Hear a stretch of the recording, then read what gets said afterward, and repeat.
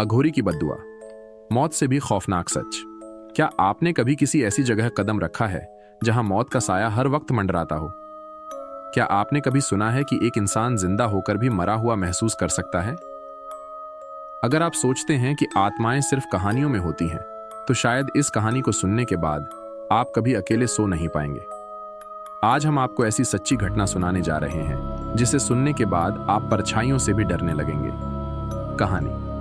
यह घटना अभयगढ़ नाम के एक छोटे से गांव की है, जो अपने रहस्यों और काले जादू के लिए कुख्यात था। यहाँ रात में कोई बाहर नहीं निकलता था, क्योंकि लोगों का मानना था कि एक अघोरी की आत्मा अभी भी वहां भटक रही है।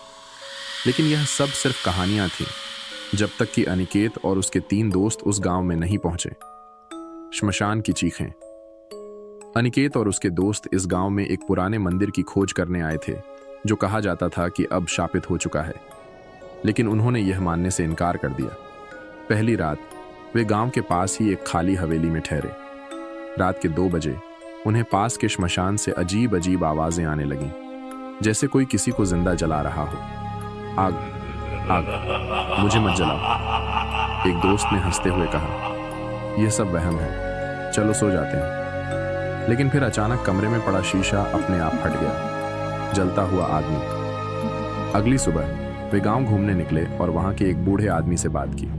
उसने कहा, तुम लोग यहां से चले जाओ, यहां जो भी ठहरता है वो जिंदा नहीं बचता।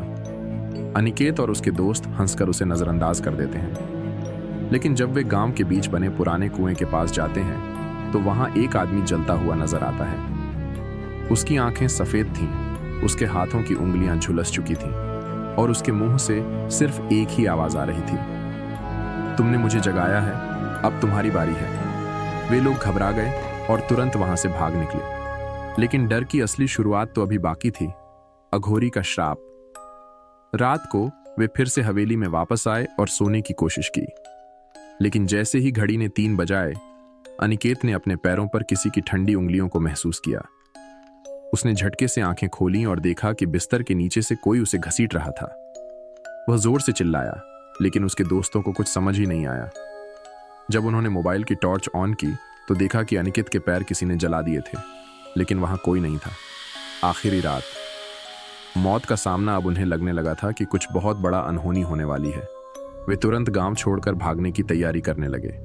लेकिन जैसे ही वे गाड़ी में बैठे, गाड़ी अपने आप बंद हो गई, और तभी पीछे बैठे दोस्त की गर्दन पर किसी ने गहरी खरोंच मार दी। गाड़ी के शीशे पर खून से लिखा था, तुम यहां से नहीं जा सकते, मौत तुम्हारा इंतजार कर रही है।